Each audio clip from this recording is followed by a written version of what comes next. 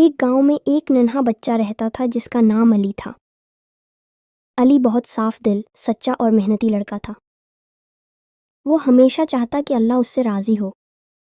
ایک دن وہ مدرسے سے واپس آ رہا تھا تو راستے میں اسے ایک غریب فقیر نظر آیا جو بہت بھوکا لگ رہا تھا۔ علی کی جیب میں صرف ایک ہی روٹی تھی جو اس کی ماں نے خاص طور پر اس کے لیے رکھی تھی۔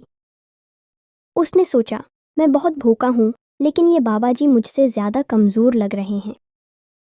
علی نے اپنی آدھی روٹی فقیر کو دے دی، مگر جیسے ہی وہ گھر پہنچا اس کی ماں نے ناراضی سے پوچھا، روٹی کہاں ہے؟ علی نے سچ بتا دیا۔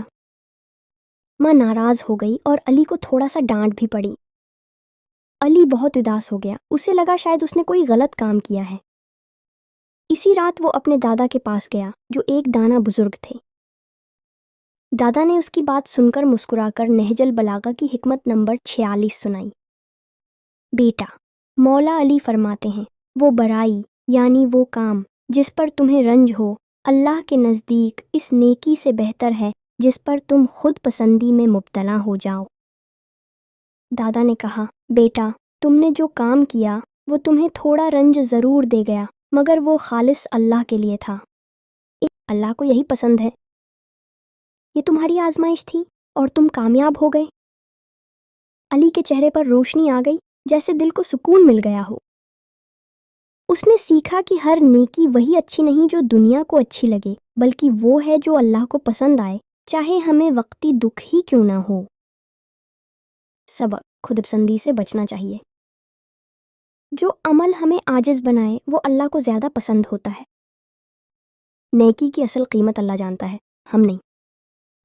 خود کو اللہ کے سامنے پیش کرنا ہی سب سے بڑی کامیابی ہے۔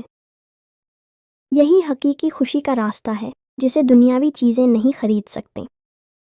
تو بچوں، آج ہم نے سیکھا کہ ہر نیکی وہ نہیں جو ہمیں بڑی لگے، بلکہ وہ ہے جو اللہ کے لیے ہو، چاہے کوئی ہمیں سمجھے یا نہ سمجھے۔ اگر آپ کو یہ کہانی پسند آئی ہو تو ویڈیو کو لائک کرنا نہ بھولیں، اپنے دوستوں کے ساتھ شیئر کریں، اور ہاں، ہمارے چینل سونو ایک کہانی دوستوں کو سبسکرائب کریں تاکہ ہر ہفتے آپ کو ملے نئی دلچسپ اور سبق آموز کہانیاں۔ اگلی کہانی تک اپنا بہت خیال رکھیں اور یاد رکھیں، نیکی وہی ہے جو اللہ کے لیے ہو۔ ہمیشہ یاد رکھو کہ چھوٹے اعمال بھی بڑی اہمیت رکھتے ہیں اگر وہ نیک نیتی سے کیے جائیں۔